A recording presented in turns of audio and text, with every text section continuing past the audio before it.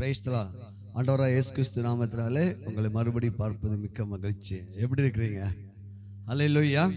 இந்த நாளில் கூட ஒரு உங்களுடைய வாழ்க்கையில அநேக நாட்களாய் கட்டப்பட்டிருந்த சத்துருடைய கட்டுகள் இருந்தும், வியாதி கட்டுகள் இருந்தும், பண பிரச்சனை, கடன் பிரச்சனை என்ற கட்டுகள் இருந்தும், பயம் என்ற கட்டுகள் இருந்தும் நீங்கள் விடுதலை அடைய போகின்றீர்கள்.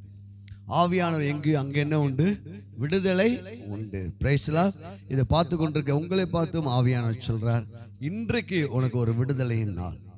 பாருங்கள், லூக்கா சுவிசேஷம் 4ஆம் அதிகாரம் 18வது வசனத்தில் நான் முதல் வரியை வாசிக்கிறேன்.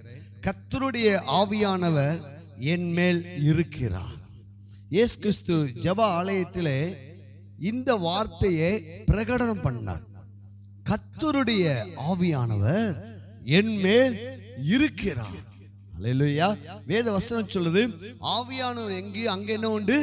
விடுதலை உண்டு. நாமும் கூட இந்த நாளிலே இயேசு கிறிஸ்து எப்படி இந்த வார்த்தையை பேசினது போல நாமும் இந்த வார்த்தையை பேசுவோமானால் நம்முடைய மனதிலையும் சரீரத்திலையும் குடும்பத்திலையும் நம் விடுதலை பெற்றுக்கொள்வோம். எல்லாம் என் கூட சேர்ந்து பேசுவோமா? கர்த்தருடைய ஆவியானவர் என் மேல் இருக்கிறார், என் மேல் இருக்கிறார். ஹல்லேலூயா. பாருங்க, ஆண்ட பரிசுத்த ஆவியானவர் இயேசு கிறிஸ்து மேல அவர் ஜெபம் பண்ணி, ஞானஸ்தானம் எடுத்து ஜெபம் பண்ணி அவர் கரையேறின போது வானம் திறக்கப்பட்டது. ஆவியான புறாவை போல என்ன செய்தார்? இறங்கினார். ஆண்டவர் இயேசு கிறிஸ்து ஊழியம் செய்வதற்கு முன்பாகவே பரிசுத்த ஆவியானுடைய அபிஷேகத்தை பெற்றுக்கொள்ளாமல் அவர் ஊழியம் செய்யவே இல்லை. அல்லேலூயா. 30 ஆண்டுகள் அமைதியா இருந்தார். அவர் பரிசுத்த ஆவியானுடைய நிறைவை பெற்றுக்கொள்ளும் போதுதான் அவர் ஊழியத்தையே ஆரம்பிக்கிறார். இன்னைக்கு நம்முடைய வாழ்க்கையிலையும் பரிசுத்த ஆவியானுடைய உதவி நமக்கு தேவை. பரிசுத்த ஆவியானுடைய உதவி இல்லாதபடியானால்தான் சத்துருவானவன் நம்முடைய மனதிலே பல குழப்பங்களை, வேதனைகளை, நம்முடைய கிறிஸ்தவ வாழ்க்கை என்பது ரொம்ப ஒரு தோல்வியான வாழ்க்கையை போன்று காட்டிவிட்டான். ஆனால் ஆவியானோட நிறைவோடு நாம் இருக்க வேண்டும். ஆகிய சொல்லப்பட்டிருக்கு பாருங்கள், மாமிசமான யாவரும் மேலும் நம்முடைய ஆவியை என்ன செய்வாராம்? ஆண்டவர் ஊற்றுவார்.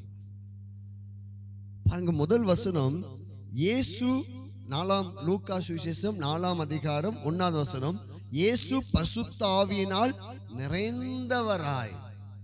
அல்லேலூயா. இன்னைக்கு இயேசு கிறிஸ்து உங்களுக்குள்ளே இருக்கிறார், எனக்குள்ளே இயேசு கிறிஸ்து இருக்கிறார். கிறிஸ்துவானவர் மகிமை நம்பிக்கையாக உங்களுக்குள் இருப்பது அந்த ரகசியம். அப்போ நமக்குள்ள இருக்கிற இயேசு கிறிஸ்து எப்படிப்பட்டவர் என்றால், அவர் பரிசுத்த ஆவியினால் நிரப்பப்பட்டவர். இந்த பூமியிலே இயேசு கிறிஸ்து மாமிசத்தில் வெளிப்பட்ட போது அவர் தன் சுயமாய் ஒன்றும் செய்யவில்லை. பரிசுத்த ஆவியானவரோடு உதவியோடு தான் அனைத்து காரியங்களும் அவர் செய்து முடித்தார். ஆகையால் தான் இயேசு கிறிஸ்து சிலுவைக்கு போவதற்கு முன்பாக யோவான் சுவிசேஷம் 14வது அதிகாரத்திலையும் 15வது அதிகாரத்திலையும் 16வது அதிகாரத்திலையும் ஆவியானவர் குறித்த ஒரு டீச்சிங்கை சீசருக்கு தருகிறார். அப்போ பரிசுத்த ஆவியானோட நிறைவு ஜீசஸ் இயேசுவுக்கே முக்கியமான இருக்குமானால் நமக்கு எவ்வளவு முக்கியம்? அல்லேலூயா. நமக்கு எவ்வளவு முக்கியம் பாருங்க. லூக்கா சுவிசேஷம் 1வது வசனத்தை நான் வாசிக்க 4ஆம் அதிகாரம் 1வது வசனம், இயேசு பரிசுத்த ஆவியினாலே நிறைந்தவரா. The Jesus the full and controlled by the Holy Spirit in English பைபிள்ல போட்டிருக்கு. ஜீசஸ் ஃபுல் நிரம்பி இருந்தாராம். பரிசுத்த ஆவியானவரால் கண்ட்ரோல் பண்ணப்பட்டாராம், பரிசுத்த ஆவியானவரால் நடத்தப்பட்டாராம். அப்படி செய்தபடியால் இந்த 4வது அதிகாரத்தை நம்ம பார்க்கும்போது பிசாசு பிடி இருக்க ஜனங்கள் விடுதலை அடைகிறார்கள், வியாதிஸ்தர்கள் சுகம் அடைகின்றார்கள், கட்டுகள் உடைக்கப்படுகிறது. இன்னைக்கு அதே இயேசு கிறிஸ்து நமக்குள்ள இருக்கிறார். அல்லேலூயா. நாம் விடுதலையாக்கப்பட்ட ஜனம், மீட்பு பெற்ற ஜனம். அப்போ கர்த்தருடைய ஆவியான என் மேல் இருக்கிறான்னு சொன்ன உடனே அந்த பரிசுத்த ஆவியானோட வேலைகள் என்னெல்லாம் வேலை செய்வார் பரிசுத்த ஆவியானவர்? பாருங்கள், லூக்கா சுவிசேஷம் 4ஆம் அதிகாரம் 18வது வசனத்தை நான் வாசிக்கிறேன். கர்த்தருடைய ஆவியான என் மேல் இருக்கிறார், தரித்திரருக்கு சுவிசேஷத்தை பிரசங்கிக்கும்படி என்னை அபிஷேகம் பண்ணினார். அல்லேலூயா. சிறுமைப்பட்டவருக்கு, தரித்திரருக்கு என்ன எதை அனௌன்ஸ் பண்ணுவான்? Good news. அப்போ ஒரு பரிசுத்தாவியால் நிரப்பப்பட்ட ஒரு மனிதர் எதை பேசுவார் என்றால் குட் நியூஸ் பேசுவார், நற்செய்தியை பேசுவார். யாருக்கு நற்செய்தி? தரித்திரருக்கும், சிறுமைப்பட்டவங்களுக்கும், கடன்பட்டவங்களுக்கும், வேதனை இருக்கிற ஜனங்களுக்கு நற்செய்தியை சொல்லவே கர்த்தருடைய ஆவியானவர் என் மேல் இருக்கிறார் என்று இயேசு பிரகடம் பண்ணினார். கொரியா தேசத்திலே ஒரு ஊழியர் இருந்தார். அவர் ஒரு குடும்பத்தை சந்திக்க போனார். அந்த குடும்பத்தில் வறுமை, போராட்டங்கள், வேலை இல்லை, பணம் கஷ்டம், வீட்டில் வெறும் கடன் தொல்லை, சண்டை சச்சரவு, அப்படிப்பட்ட குடும்பம். அந்த குடும்பத்தில் போய் சொன்னார் அந்த ஊழியர், இயேசு சீக்கிரமா வரப்போகிறார், இயேசுவை ஏற்றுக்கொள்ளுங்க, இல்லை நரகத்துக்கு போயிடுவீங்க. நீங்க எல்லாம் என்ன செஞ்சிருவீங்க? நரகத்துக்கு போயிடுவீங்க, சீக்கிரமா ஆண்டவரை ஏற்றுக்கோங்க, அப்படி இப்படி சொல்லி நியாய தீர்ப்பை குறித்து பல காரியங்களை குறித்து பேசினார். அவர்கள் யாரும் சபைக்கு வரல. அப்போ அவங்க கடை சொன்னாங்களாம், பாஸ்டர் நாங்கள் ஏற்கனவே நரகத்தில் தான் இருக்கிறோம், இப்பயே எங்கள் குடும்பம் எப்படி இருக்குது? நரகத்தில் இருக்குது. அதனால எங்களுக்கு பழகி போச்சு, நீங்கள் சொல்கிற நரகமும் இது மாதிரி தான் இருந்துச்சுன்னா பரவாயில்ல அப்படின்னு சொன்னேன். உடனே அந்த பாஸ்டருக்கு என்னடா இப்படி பதில் பேசிட்டாங்கன்னு சொல்லிட்டு அவர் திரும்ப போய் ஆண்டவர் சமூகத்தில் போய் ஜெபம் பண்ணாராம். ஆண்டவரே, நீங்கள் சொன்ன வார்த்தையை தானே நான் சொன்னேன், ஆனால் ஏன் ஆண்டவரே அவங்க இப்படி பேசுகிறாங்க அப்படி சொல்லும்போது ஆண்டவர் சொன்னாராம், எப்பா நான் உன்னை நற்செய்தி தான் சொல்ல சொன்னேன், நீ நாளைக்கு போய் அவங்க வீட்டில் போய் சொல்லு, உங்களை இயேசு கிறிஸ்து எப்படி நாளும் வாழ வைப்பார், உங்களை இந்த கடன்லேருந்து வெளியே கொண்டு வருவார், உங்களுக்கு ஒரு நல்ல ஒரு ஜாப் கிடைக்கும், உங்களுக்கு சமாதானம் உண்டாகும், நீங்கள் பாவத்திலிருந்து விடுதலை ஆவீங்க, நீங்கள் இயேசு மேல் நம்பிக்கை வச்சு பாருங்க, நிச்சயம் நீங்கள் உயர்த்தப்படுவீங்க என்று சொல்லிப்பார் அப்படின்னு சொன்னாராம் ஆண்டவர். மறுபடியும் போனாராம். மறுநாள் போய் நற்செய்தி அனௌன்ஸ் பண்ணாராம். நாட்கள் கடந்தது. அவர்கள் குடும்பத்தில் ஒவ்வொருவருக்கும் ஒரு முன்னேற்றத்தை ஆண்டவர் கொடுத்து அந்த சபையில பல ஆண்டுகள் கழிச்சு அந்த சபையில முக்கியமான பிசினஸ் மேனாக அவங்க குடும்பம் மாறிச்சான். அல்லேலூயா. குட் நியூஸ், நற்செய்தியை சொல்லும்படி கர்த்தருடைய ஆவியானவர் என் மேல் இருக்கிறார். அல்லேலூயா. இப்ப நம்ம மேல அந்த அபிஷேகம், ஏன் நம்ம அபிஷேகத்தை விரும்பணும் தெரியுமா? நம்ம வாயிலிருந்து நல்ல வார்த்தை வரும். அல்லேலூயா. ஜீவன் வரும், நன்மை வரும், வெற்றி வரும், சுகம் வரும். அல்லேலூயா. அப்ப கர்த்தருடைய அபிஷேகத்தை நாம் விரும்ப வேண்டும். ஆண்டவர் சொன்னார், கர்த்தருடைய ஆவியான என் மேல் இருக்கிறார், நற்செய்தி சொல்லும்படி கர்த்தரை அபிஷேகம் பண்ணி இருக்கிறார். யாருக்கு நற்செய்தி? சிறுமைப்பட்டவங்களுக்கும் குற்றுயிரா இருக்கிற ஜனங்களுக்குன்னு சொல்லி ஆண்டவர் இந்த இடத்துல சொல்லுகிறார். அப்ப நம்ம பரிசுத்த ஆவியோட நிறைவை நம்ம வாஞ்சிக்க வேண்டும். அடுத்த வசனம் சொல்லுப்பாங்க. அடுத்தது ஆவியாவோட நிறைவு, பரிசுத்த ஆவியோட அபிஷேகம் என்னெல்லாம் வேலை செய்யுமா? இருதயம் நறுங்குண்டவர்களை குணமாக்கவும், இருதயம் நறுங்குண்டவர்களை குணமாக்கவும். அடுத்து பாருங்க, சிறைப்பட்டவர்களுக்கு விடுதலையும், குருடருக்கு பார்வையை பிரசித்தப்படுத்தவும், நொறுங்குண்டவர்களை விடுதலையாக்கவும், கர்த்தருடைய அனுகிரக வருஷத்தை பிரசித்தப்படுத்தவும் என்னை அனுப்பினார். இருதயம் நொறுங்குண்டவர்கள். இயேசு கிறிஸ்து குணமளிக்கிறவராக வெளிப்படுகிறார். இயேசு கிறிஸ்து உங்களை ஆசீர்வதிக்கிறவராக வெளிப்படுகிறார். இயேசு கிறிஸ்து உங்களுக்கு கொடுக்கிறவராக வெளிப்படுகிறார்.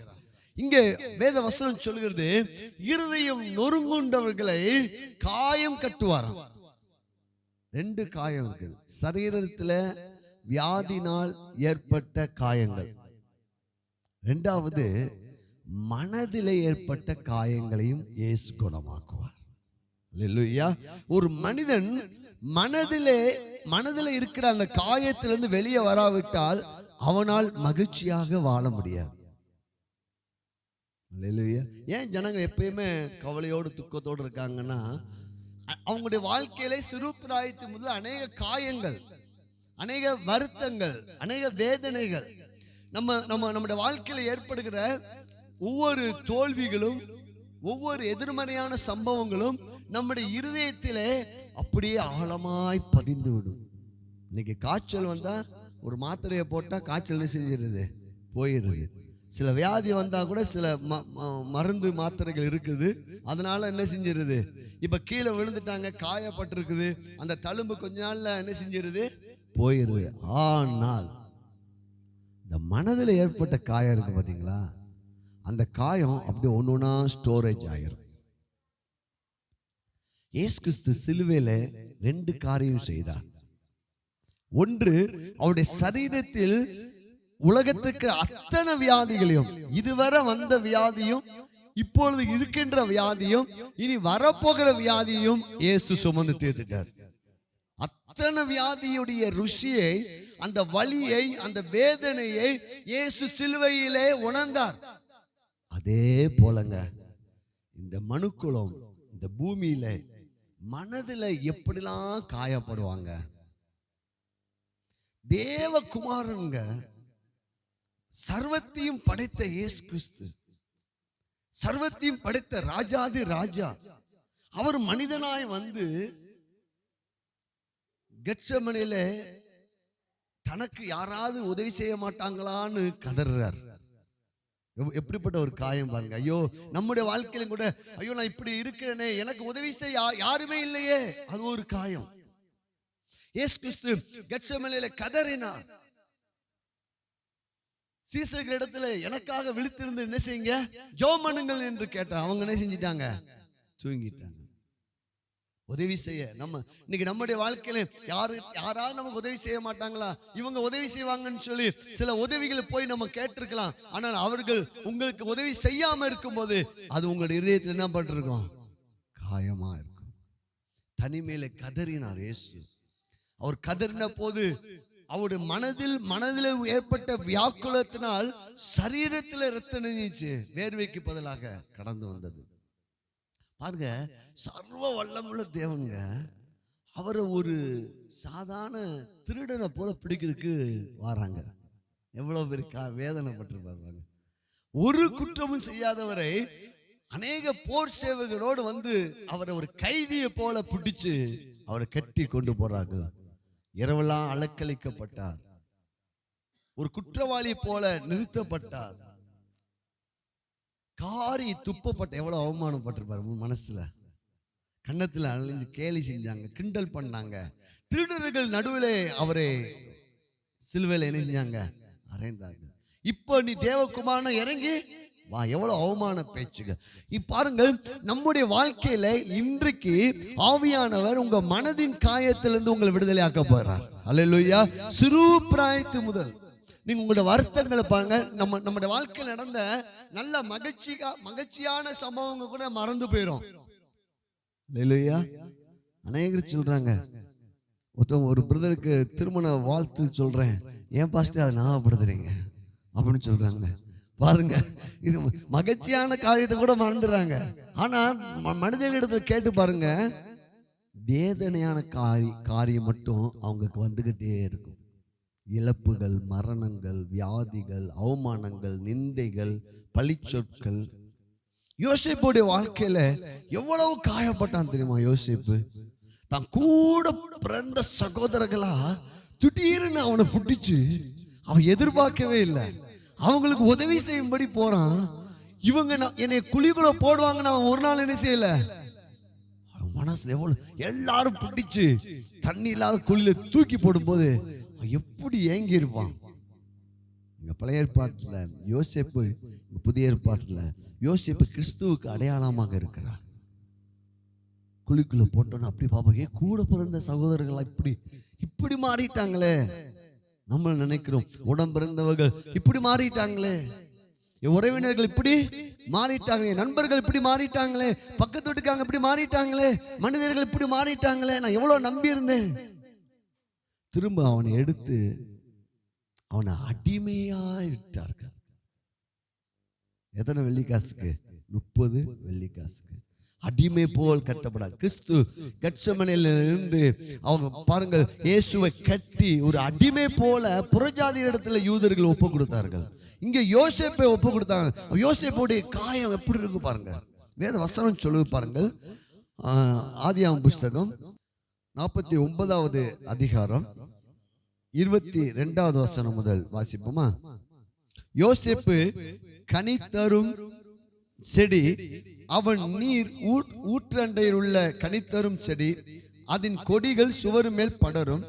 வில் வீரர் அவனை மனமடிவாக்கி அவன் மேல் ஏய்ந்து அவனை பகைத்தார்கள். அல்லேலூயா.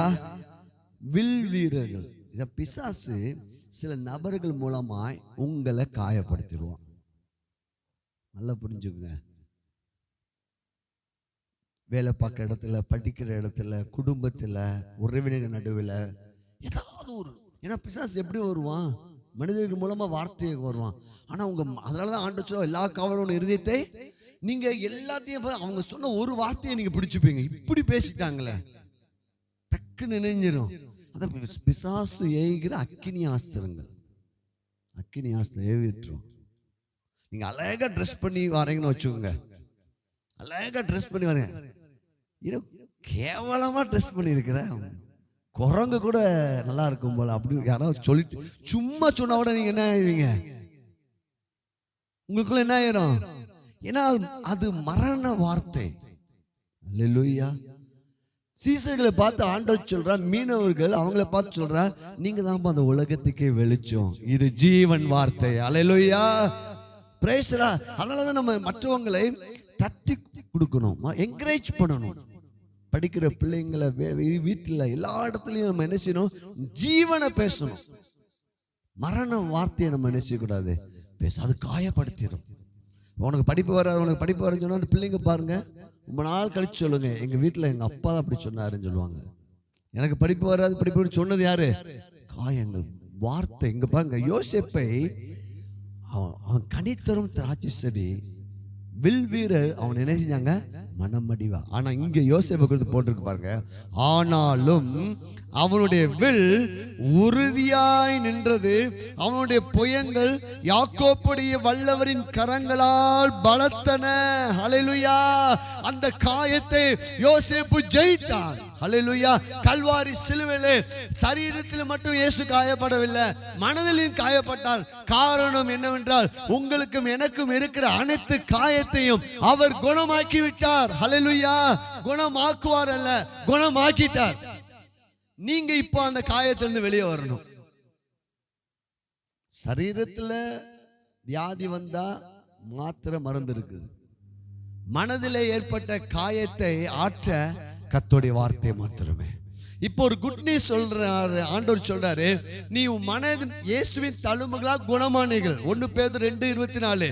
உன் தழும்புல குணமானீங்கன்னா சரீரத்துல மாத்திரம் இல்ல, உன் மனதின் காயத்திலிருந்து நீ குணமாயிட்ட, நீ வெளியே வா. அல்லேலூயா. இன்னைக்கு நிறைய வருஷம் 1942, 1982, 2003 இவங்க இப்படிலாம் பேசுனாங்க. உள்ள என்ன இருக்குது?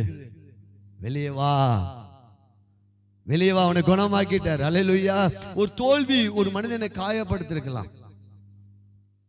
Price the Lord.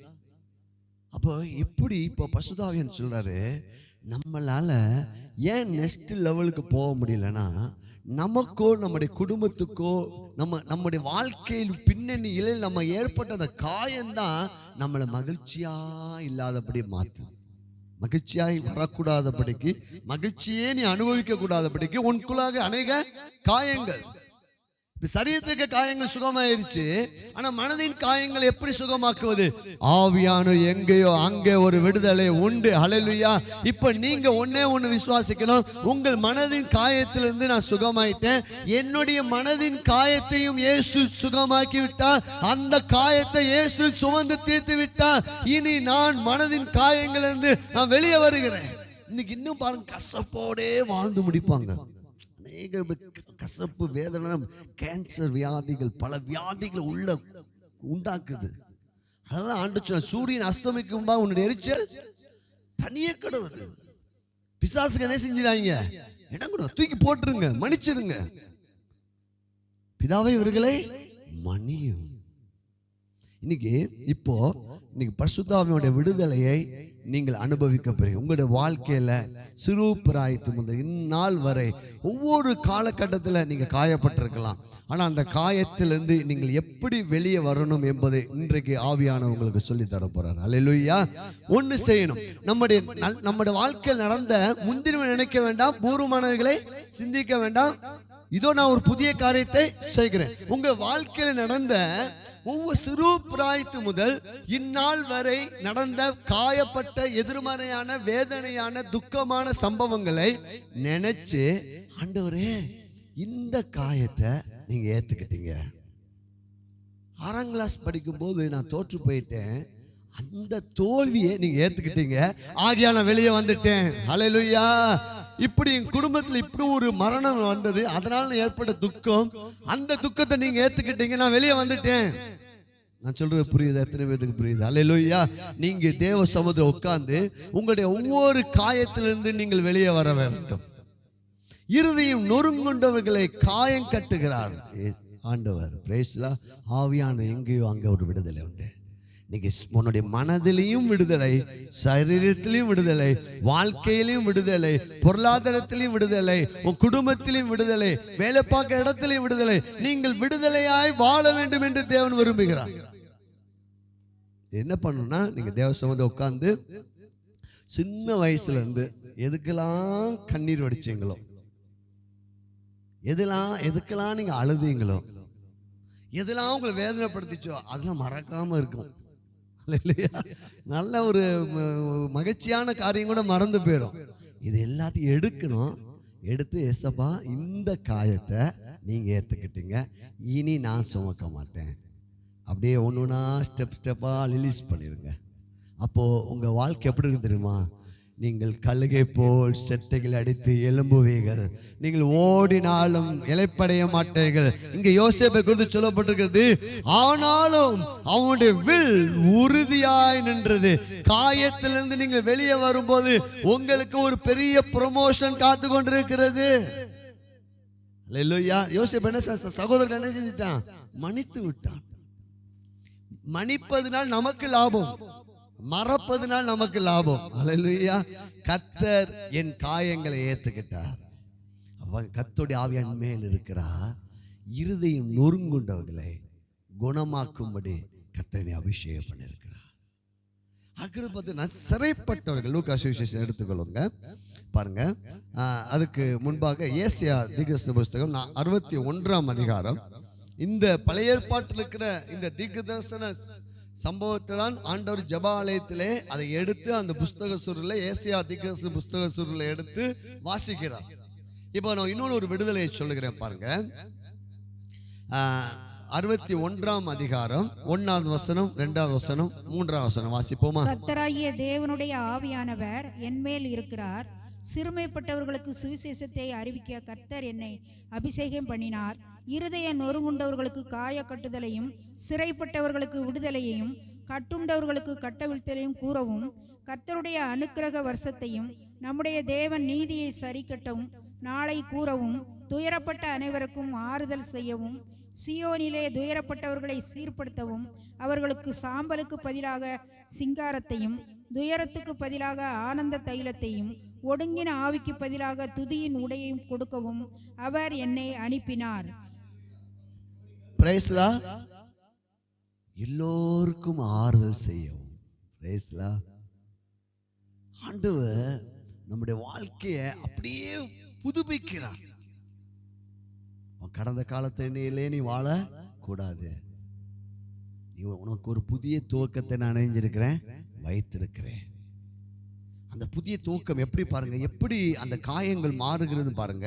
3வது வசனம் வாசிக்கிறேன். சியோனில் துயரப்பட்டவர்களை சீர்படுத்தவும், அவர்களுக்கு சாம்பலுக்கு பதிலாக சிங்காரத்தையும். சாம்பல்னா ஒரு ஒடுங்கின ஒரு தன்மை. பழைய ஏற்பாட்டில் அந்த உபவாசத்துக்கு என்ன செஞ்சிருவாங்க? சாம்பலை அள்ளி போட்டு அதுக்கு ஒரு வஸ்திரத்தை போட்டு உட்காந்துருவாங்க. இங்க ஆண்டவர் சொல்றாரு, துயரப்பட்டவங்களுக்கு நான் சிங்காரத்தை கொடுக்க போறேன். காயத்திலிருந்து நீங்க வெளியே வந்துட்டீங்கன்னா உங்க வாழ்க்கை இப்படி இருக்கும். பிரேஸ்லா. காயத்தை ஆண்டவர் ஏத்துக்கிட்டார் என்று நம்ம விசுவாசிக்க வேண்டும். அப்படி விசுவாசிக்கும் போது அடுத்த ஒரு ஆசீர்வாதத்தை நம்ம விசுவாசிக்கணும். துயரப்பட்ட எனக்கு ஆண்டவர் சிங்காரத்தை தருகிறார். Praise God. கீழே பார்த்தீங்கன்னா துயரத்துக்கு பதிலாக ஆனந்த தைலத்தையும். பாருங்க, சில பேர் சொல்லிட்டே இருப்பாங்க, என் வாழ்க்கையில ரொம்ப கஷ்டம், ரொம்ப பாடு, நான் சின்ன வயசுல இருந்து கண்ணீர் வடிச்சிட்டு இருக்கிறேன், யாருக்குமே தெரியாது. எப்போ பார்த்தாலும் அவங்க ஒன்னே ஒன்று சொல்லிக்கிட்டே இருப்பாங்க. எதை தான் சொல்லிட்டு இருப்பாங்க? பாடுகள், கண்ணீர், வேதனை, மரணம், இதுதான் என் வாழ்க்கையில சம்பவித்தது. அழுதுகிட்டே இருப்பாங்க. இன்னைக்கு கர்த்தருடைய ஆவியானவர் சொல்றாரு, உன்னுடைய வாழ்க்கையில ஏற்பட்ட அந்த காயத்திலிருந்து உன்னை வெளியே கொண்டு வர ஆண்டவர் விரும்புகிறார். அந்த காயத்தையும் இயேசு சுமந்துகிட்டார். நீ நம்பும் போது நீ விடுதலை ஆகிறாய்.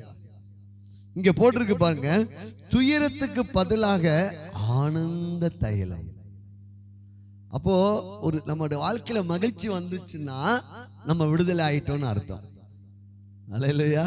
சொல்லுங்க, துயரத்துக்கு பதிலாக ஆனந்த தைலம். இயேசு கிறிஸ்து மேல இருந்த அபிஷேகம் எப்படிப்பட்ட அபிஷேகம் தெரியுமா? ஒரு ஜாய் அனாயிட்டிங். இந்த ஜாய் அனாயிட்டிங், அந்த துயரத்துக்கு பதிலாக ஆனந்த தைல அபிஷேகம் நம்முடைய வாழ்க்கையில் இருக்குமானால் நாமும் விடுதலையாகவும் நம்மோடு இருக்கிறவங்களும் மற்றவங்களும் விடுதலை ஆவாங்க. இப்போ ஜாய் அனாயிட்டிங்கோட இந்த ஆனந்த தைல அபிஷேகத்தோடு இயேசு கிறிஸ்து எங்கெல்லாம் போறாரோ துயரப்பட்ட அனைவருக்கும் ஒரு மகிழ்ச்சியை ஆண்டவர் தருகிறார். ஒரு ஏழை விதவை, தனக்கு இருந்தது ஒரே ஒரு மகன், அவன் மரித்து போய்விட்டான். அவனை சுமந்துக்கிட்டு வராங்க. இங்க ஜாய் அனாயிட்டிங்கோடு இயேசு வருகிறார். அல்லேலூயா. இங்க துக்கத்தோடு ஒரு கூட்டம் வந்து கொண்டிருக்கிறது. ஆனால் துக்கம் வந்து இந்த ஜாய் அனாயிட்டிங்கை மேற்கொள்ள முடியாது. இந்த ஜாய் அனாயிட்டிங் தான் துக்கத்தை மேற்கொள்ளும். அல்லேலூயா. கடைசி போன உடனே அந்த பாடையை தொட்டு அவனுக்கு ஜீவனை கொடுக்கிறார். அந்த முழு கூட்டமும் மகிழ்ச்சியாய் வீட்டுக்கு திரும்பினார்கள். அல்லேலூயா. சொல்லுங்க, இயேசுவின் நாமத்தினால என் வாழ்க்கையில இருக்கிற எல்லா துக்கம், எல்லா துயரங்கள் இயேசுவின் நாமத்தில் நீங்கி போவதாக. என் துக்கத்தையும் என் காயத்தையும் இயேசு சிலுவையில் சுமந்தபடியால் நான் இப்பொழுது ஒன்றை சுமக்கிறேன், ஆனந்த தைலமாகிய அபிஷேகத்தை, ஜாய் அனாயிட்டிங்கை நான் பெற்றுக்கொள்கிறேன். காரணம், எனக்குள்ள இயேசு இருக்கிறார். ஜாய் அனாயிட்டிங். அதனாலதான் பரிசேயர் சொன்னாங்க, என்ன உங்க சீசர்கள் எப்பயும் விருந்து சாப்பிட்டுட்டு இருக்காங்க, பரிசேயர் சீசர்கள் எப்போதும் உபவாசிக்கிறாங்களே, உங்க சீசர்கள் உபவாசிப்பது இல்லையா? இல்லையா? பாருங்க, பிரேஸ்கா. ஆண்டவர் அதுக்கு உபவாசிக்க வேண்டாம்னு ஆண்டவர் சொல்ல, உபவாசிப்பாங்கப்பா. நேரம் வரும்போது உபவாசிப்பாங்க. மணவாளன் கூட இருக்கும்போது மணவாளன் தோழர்கள் செய்ய மாட்டாங்க, உபவாசிக்க மாட்டாங்க. அவரை என்ஜாய் பண்ற. அதனாலதான் எல்லாத்துக்குமே இந்த மத நம்பிக்கை உள்ளவர்கள் இந்த ஜாயா இருக்கவங்களை பார்த்தா பிடிக்காது. இல்லையா? எப்ப சுதரம் சுதரம் சுதம் சிரிக்கவே காட்டும், முகத்தை சிரிப்பாக நினைச்சுக்கிறாங்க, காட்டவே கூடாது அப்படின்னு நினைக்கிறாங்க. அப்படி இல்லைங்க. கிறிஸ்துவ வாழ்க்கை என்பது விடுதலையான வாழ்வு, மகிழ்ச்சியான வாழ்வு. தேவன் நம்முடைய மகிழ்ச்சியை விரும்புகிறார். ஏனென்றால் நாம் அவருடைய பிள்ளைகள். நன்றாய் புரிந்துங்க. நம்ம அவருடைய சொந்த, நம்ம பிள்ளை எப்பயும் வருத்தமா இருந்தா யாருக்கும் என்ன செய்யாது, நமக்கே பிடிக்கலையே, அப்ப நமக்காய் கடைசி சொட்டு ரத்தத்தை சிந்திருக்காரே, அவருடைய பிள்ளையாகிய நாம் கர்த்தருக்குள் எப்பொழுதும் சந்தோஷமா இருங்கள் என்று நான் மறுபடியும் சொல்கிறேன் என்று பவுல் சொன்னார். அப்போ இப்போ நம்ம ஒன்று புரிந்து கொள்ளணும், நமக்குள்ள ஒரு ஆசீர்வாதம் ஒன்று இருக்குதுங்க. அது என்னன்னா, ஆனந்த தைலம் எனக்கு வேணும் ஆண்டவரே. இதை விரும்பணும். ஏன்னா நீங்கள் விடுதலையாக்கப்பட்டவர்கள். உங்க காயத்தை ஆண்டவர் ஏத்துக்கிட்டாரு. அவர் ஏத்துக்கிட்டனால நம்ம ஒண்ணு விரும்பணும், நான் மகிழ்ச்சியா இருப்பேன் ஆண்டவரே, எனக்கு அது என்னுடைய உரிமை, என்னுடைய சொத்து. அந்த ஆனந்த தைலத்தால் என்ன செய்யுங்க ஆண்டவரே, நிரப்புங்கன்னு கேட்கணும். பாருங்க, துயரத்துக்கு பதிலாக ஆனந்த தைலத்தையும் ஒடுங்கின ஆவிக்கு பதிலாக துதி உடைய கொடுக்கவும். இங்குதான் ஒடுங்கின ஆவி வேலை செய்யுது. அல்லேலூயா. இந்த ஒடுங்கின ஆவி உடையவங்ககிட்ட மகிழ்ச்சியா பேசி பாருங்க, அவங்களுக்கு பிடிக்காது. அவங்களுக்கு என்ன செய்யாது, ரொம்ப ஒடுக்கப்பட்டுருவாங்க. மனசுல ஒடுங்க, வெளியே பார்த்தா தெரியாது, மனம் எப்படி இருக்கும், ஒடுக்கத்திலே இருப்பாங்க. சிரிக்கவே மாட்டாங்க, எதுவுமே இது செய்ய மாட்டாங்க. எப்போ எதுலேயும் வருத்தம், வேதனை, அப்படியே அவங்கள கூட கொஞ்சம் என்ன செய்யும், ஒடுக்கிட்டே. அதனாலதான் இருதயத்தினுடைய கவலை வந்து இருதயத்தை என்ன செஞ்சுமா? இந்த ஹார்ட் ப்ராப்ளத்துக்கு முக்கியமான காரணம் என்ன செய்றாங்க? கவலை. இன்னைக்கு ஆண்டவர் நீதிமொழியில் சொல்லியிருக்காரு, கவலையோ இருதயத்தை ஒடுக்கும். அதனாலதான் ஆண்டவர் பிலிப்பியர்ல 4:6 சொல்றாரு, நீ ஒன்றுக்கு என்ன செய்யாத, நீ கவலைப்படக்கூடிய ஆள் இல்லையா, நீ உன் கவலையெல்லாம் அவர் மேல வைத்து விட்டு நீ துதிக்கிற ஆளு. என் ஜனங்கள் என் துதியை சொல்லிக் கொண்டு வருவார்கள். நல்லா புரிஞ்சுக்கோங்க. அப்போ ஒடுக்கத்தை, துயரத்தை, சாம்பலை பிசாசு கொடுக்கிறான். ஆண்டவர் சிங்காரத்தையும் ஆனந்த தைலத்தையும் துதி உடையையும் ஆண்டவர் நமக்கு கொடுக்கிறார். காரணம், யார்தான் இந்த இப்படி ஆனந்த தைலத்தை நம்ம பெற்றுக்கொள்ள முடியும்னா, மனதில காயத்தை ஆற்றப்பட்டவங்க நல்லதான். கவலைப்படாதீங்க, பக்கத்து பாச்ச கவலைப்படாதீங்க. உங்க மன காயத்தை இயேசு சுமந்து தீர்த்துட்டார். அல்லேலூயா. இந்த மன காயம் இருக்கு பாத்தீங்களா, யாருக்குமே தெரியாது. அல்லேலூயா. சில காயங்கள் மட்டும்தான் வெளியே தெரியும், சில காயம் தெரியாது. இன்னொன்னு சொல்லட்டுமா, இந்த காயம் எப்படிப்பட்டது தெரியுமா? நீங்க ஒரு மனதில் காயப்பட்ட உடனே அது ஒரு ஒரு ஒரு சின்ன ஒரு கோல் மாதிரி மாறி உள்ள போய் ஒளிஞ்சுக்கும். இது என்ன வேலை செய்யணும்னா, துக்கமா, இப்போ ஒரு துக்கமான காரியத்தில் நேரத்தில் நீங்க துக்கப்பட்டுட்டீங்கன்னு வச்சுக்கோங்க. ஒரு காரியத்தினால துக்கம் ஏற்பட்டு திரும்ப அந்த துக்கமான செய்தி வந்த உடனே இது வெளியே வந்துடும். இது வந்து நெஞ்சிடும். உங்களால அவங்க யாருன்னு உங்களுக்கு தெரியாது, டக்குன்னு அழ ஆரம்பிச்சிருவீங்க. துக்கம் வந்துட்டாலே ரொம்ப கஷ்டம். அது மாதிரி பயம், இந்த பயம் நெஞ்சிக்கும், உள்ள வந்து உட்காந்துக்கும்.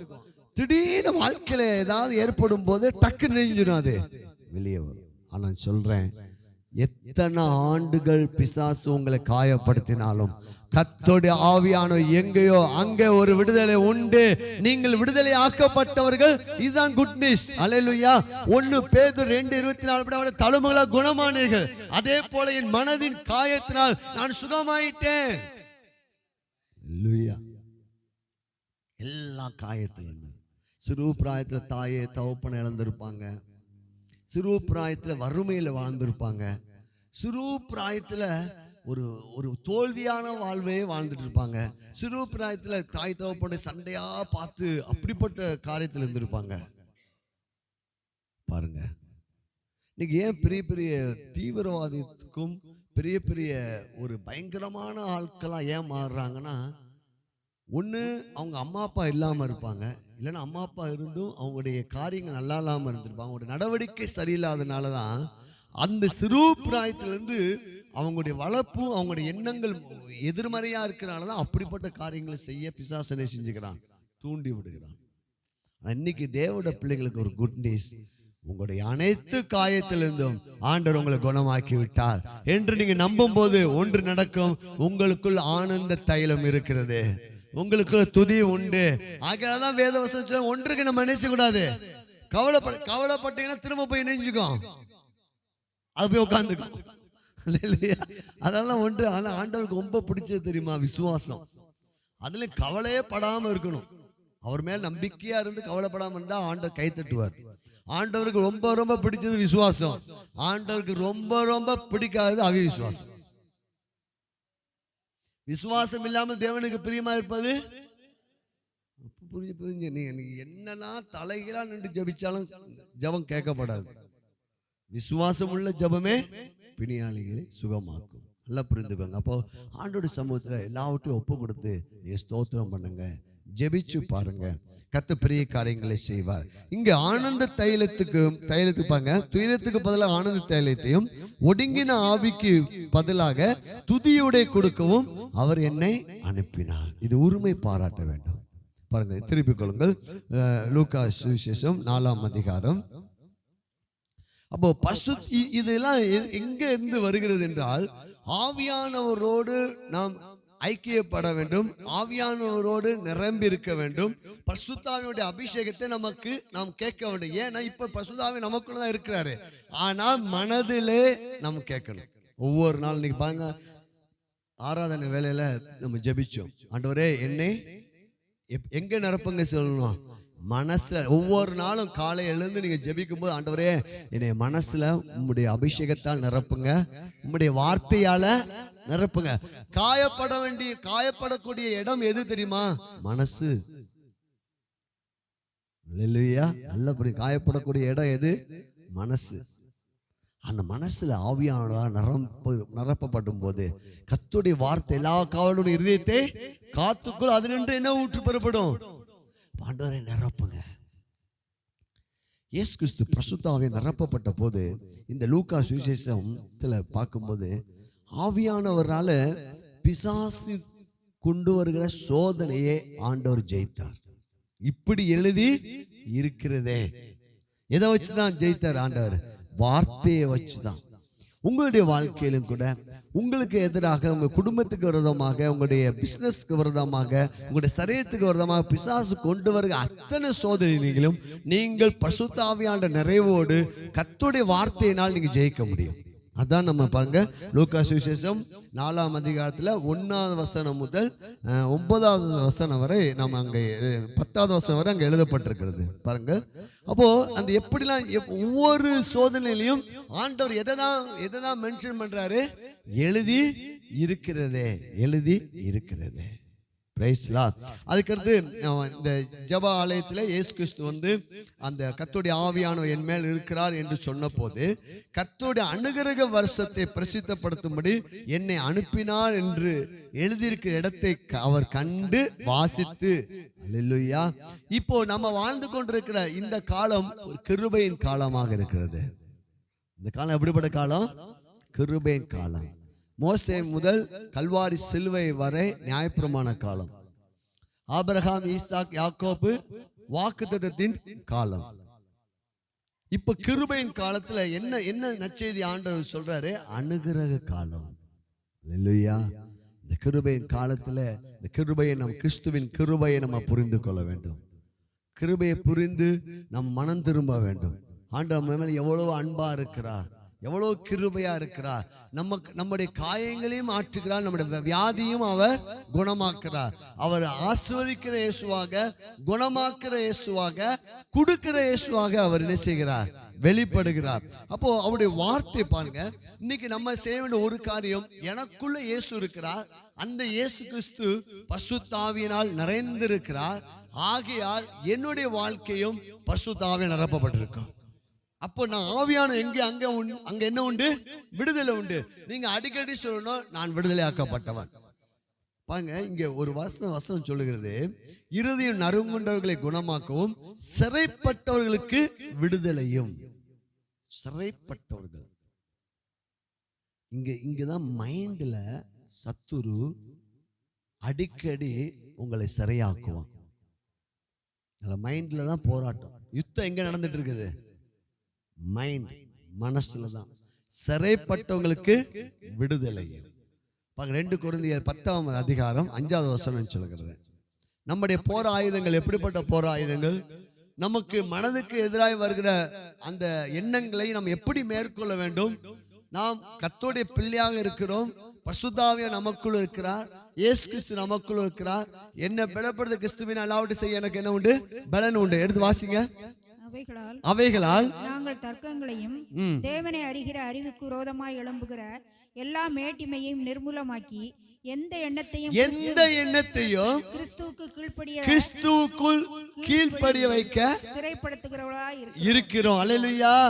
சத்துரு பலவிதமான எண்ணங்களை கொடுத்து ஒன்னை சிறைப்படுத்துவான். இப்போ ஆண்டவர் சொல்றாரு, ஆண்டோட பிள்ளையாக நமக்கு எந்த தாட்ஸ் வந்தாலும் அந்த தாட்ஸை கிறிஸ்துவுக்குள்ள நம்ம என்ன செய்ய முடியுமா? சிறைப்பிடிக்க முடியும். அல்லேலூயா.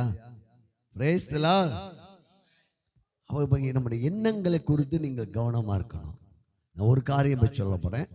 நீங்க மனதிலையும் விடுதலை ஆயிட்டீங்க என்ற ஒரு குட் நியூஸ் சொல்லுறேன். நான் சொல்ற ஒரு சம்பவத்தை நீங்கள் என் கூட சேர்ந்து அந்த தரிசன காட்சியை காண வேண்டும். ஒரு சிறைச்சாலை இருக்கிறது. அந்த சிறைச்சாலையில ஒரு பகுதி வலது பக்கம் ஒரு 10 அறைகள் இருக்கிறது. 10 அறைகளும் பூட்டுள்ள கைதி என்ன செய்யறாங்க? இருக்கிறாங்க. இந்த பக்கம் இடது பக்கமும் ஒரு 10 அறை இருக்கிறது. அந்த 10 அறையிலையும் உள்ள என்ன செய்யறாங்க, கைதிகள் இருக்கிறாங்க. வெளியே பூட்டு இல்லை. இப்ப சிறைச்சாலைனா என்ன இருக்கும், வெளியே என்ன செய்யும், பூட்டு இருக்கும். ஆனால் இங்க இந்த தரிசனத்துல இருக்கிற சிறைச்சாலை எப்படி இருக்குன்னா, வெளியே பூட்டு இல்லை. எல்லாம் கற்பனை பண்ணிக்கோங்க, வெளியே என்ன இல்லை, பூட்டு இல்லை. இந்த பக்கம் வலது பக்கத்தில் இருக்கிற 10 சிறை அறையிலையும் வெளியே பூட்டு இல்லை. இடது பக்கத்தில் இருக்கிற சிறை அறையிலையும் வெளியே பூட்டு இல்லை. ஆனா உள்ள பூட்டு இருக்குது. உள்ள 10 சிறைச்சாலை அறையிலையும் இருக்குது, இந்த பக்கமும் இருக்குது. உள்ள கைதி இருக்கிறாங்க. அந்த கைதி இருக்கிற அறையில அந்த உள்ள ஒரு பூட்டு இருக்கு பாத்தீங்களா, அந்த பூட்டு திறக்கக்கூடிய சாவி தொங்கி கொண்டிருக்குது. ஆனா இங்க உள்ள இருக்க அனைத்து கைதிகளும் நமக்கு எப்போது விடுதலை கிடைக்கும், எப்பொழுது விடுதலை கிடைக்கும் என்று திகைப்போடு ஏங்கி கொண்டிருக்காங்க. எது நற்செய்தி தெரியுமா? அந்த சிறைச்சாலையில ஒரு மனிதர் வருகிறார். அவர் வந்து ஒவ்வொரு சிறைச்சாலை கதவு கிட்ட நின்று சொல்லுகிறார், சகோதரனே வெளியே பூட்டி இல்ல. இதான் குட் நியூஸ். அல்லேலூயா. சிலுவையிலே உன்னுடைய மன காயங்களையும், உன் சரீரத்து வியாதிகளையும், உன் வறுமையும், உன் வேதனைகளையும், உன் பயத்தையும் சிலுவையிலே அவர் சுமந்து தீர்த்து விட்டார். அவர் உன்னை விடுதலை ஆக்கிட்டாரு. இதுதான் குட் நியூஸ். இப்போ அந்த மனிதர் வந்து சொல்லுகிறார், ஒவ்வொரு அறையில நின்று சொல்லுகிறார், சகோதரனே வெளியே பூட்டு இல்ல. அப்போதான், அப்படியா, வெளியே பூட்டு இல்லையா? ஆமா பூட்டு இல்ல. உள்ள பூட்டு இருக்குது சார். உள்ள இருக்கிற பூட்டுக்கு அங்கே ஒரு சாவி தொங்கி கொண்டிருக்கிறது. அந்த சாவியை நீ எடு, நீ திறந்து வெளியே வரலாம், நீ வெளியே வரலாம். சத்தியத்தை அறிவீர்கள், சத்தியம் உங்களை விடுதலை ஆக்கும். குமாரன் விடுதலை ஆக்கினா மெய்யாகவே விடுதலை ஆவீர்கள். பாவமா, சாபமா, வியாதியா, கடன் பிரச்சனையா, பயமா, திகிலா, சத்தியம் என்ற சாவி தொங்கிக் கொண்டிருக்கிறது. இயேசுவின் நாமத்தில் நான் திறந்து வெளியே வருகிறேன். இயேசுவின் நாமத்தில் பயத்திலிருந்து வெளியே வருகிறேன், வறுமையிலிருந்து வெளியே வருகிறேன், என்னுடைய எல்லா இக்கட்டிலிருந்து நான் வெளியே வருகிறேன். என்னை ஆண்டவர் விடுதலை ஆக்கிட்டார். ஒவ்வொரு சிறைச்சாலையிலிருந்து அனைவரும் வெளியே வந்தார்கள். இதுதான் குட் நியூஸ். அல்லேலூயா. இதை பார்த்து கொண்டிருக்க உங்களுடைய வாழ்க்கையிலும் ஆண்டவர் இந்த குட் நியூஸ் அனௌன்ஸ் பண்றாரு. உன்னுடைய வறுமை, உன்னுடைய வேதனை, உன் வியாதி, உன் பிரச்சனை, நீ சந்தித்துக் கொண்டிருக்கிற பல ஆண்டுகளுக்காக சந்தித்துக் கொண்டிருக்கிற மனவேதனையும் இயேசு சிலுவையிலே சுமந்து தீர்த்து விட்டார். நீ இயேசுவின் நாமத்தினால அவருடைய வார்த்தையை நம்பி நீ வெளியே வரலாம். இதுதான் குட் நியூஸ். சிறைப்பட்டவர்களை விடுதலையாக்கவும், துயரப்பட்டவருக்கு ஆனந்த தைலத்தையும், ஒடுங்கின ஆவி உள்ளவர்களுக்கு துதியினாடை கொடுக்கவும் கர்த்தர் என்ன செய்தார்? அபிஷேகம் பண்ணினார். முடிந்தால் அடுத்த வாரம் தியானிக்கலாம். எல்லாம் எழுந்து நிற்போம். Glory to Jesus. ஒரே ஒரு காரியம், நீங்கள் மனதிலே நீங்கள் விடுதலை பெற்றுக்கொள்ள முடியும். Glory to Jesus. ஆண்டவரே உம்மை ஸ்தோத்திரிக்கிறோம், உம்மை துதிக்கிறோம். நான் விடுதலை ஆக்கப்பட்டவன். சொல்லுங்க, நான் சொல்லுங்க, உங்க வலது கரத்தை உங்க இதயத்தில் வைத்து சொல்லுங்க, நான் இயேசுவின் நாமத்தினால எல்லா பயத்திலிருந்தும், எல்லா மனவேதனையிலிருந்தும், என் சிறு பிராயத்து முதல் என் வாழ்க்கையில் ஏற்பட்ட எல்லா காயமான, கண்ணீரான, தோல்வியான, இழப்புகளான எல்லா சம்பவத்திலிருந்தும் இயேசு என்னை குணமாக்கி விட்டார், என்னை விடுதலையாக்கி விட்டார். நான் கட்டுண்டவன் அல்ல, நான் விடுதலையாக்கப்பட்டவன். ஹல்லேலூயா. தூரபாலாபா ஷகலாபாலாபாலா. கர்த்தருடைய ஆவியானவர் என் மேல் இருக்கிறார். கர்த்தருடைய ஆவியானவர் என் மேல் இருக்கிறார். என் இறுதியை நொறுங்குண்டதிலிருந்து கர்த்தர் என்னை குணமாக்குறார். சிறைப்பட்டிலிருந்து என்னை குணமாக்குறார். எனக்கு விடுதலை கொடுக்கும்படியே ஆவியானவர் மேல் இருக்கிறார். கரங்களை தட்டி நன்றி செலுத்துவோம். Glory to Jesus. இதை பார்த்து கொண்டிருக்க உங்களுடைய வாழ்க்கையில சத்தியத்தை நீங்கள் தொடர்ச்சியாய் விசுவாசிங்க. உங்களுடைய வெளியே உங்க வாழ்க்கையில் இருக்கிற அத்தனை சாபம், பாவம், வியாதி, தரித்திரத்திலிருந்து அந்த பூட்டை ஆண்டவர் உடைத்து விட்டார். அது வெளியே விடுதலையாக இருக்கிறது. ஆனா உங்க மனதிலே ஒரு பூட்டு இருக்கிறது. அந்த பூட்டை திறக்கிறதுக்கு சாவி கர்த்தருடைய வார்த்தையாக இருக்கிறது. அந்த சாவியை எடுத்து நீங்கள் திறந்து வெளியே வாருங்கள். நீங்கள் ஆசீர்வாதமா இருப்பீங்க. நீங்க சுகமா இருப்பீங்க. உங்க துக்க நாட்கள் முடிந்து விட்டது. உங்க வேதனை நீ சுகமா இரு. உன்னை எதுவும் கட்ட முடியாது. காரணம், நீ தேவனுடைய பிள்ளை. இயேசு ரத்தத்தால் நீ கழுவப்பட்டிருக்கிறாய். நீ நீதிமானாக இருக்கிறாய். இயேசு உன்னை விடுதலை ஆக்கி இருக்கிறார். Glory to Jesus. கரங்களை தட்டி நன்றி செலுத்துவோம். நன்றி ஆண்டவரே, உமக்கு ஸ்தோத்திரம் ஸ்தோத்திரம். ஆவியான எங்கேயோ அங்கே ஒரு விடுதலை உண்டு. கர்த்தர் உங்களை ஆசீர்வதிப்பாராக. God bless you. God bless you.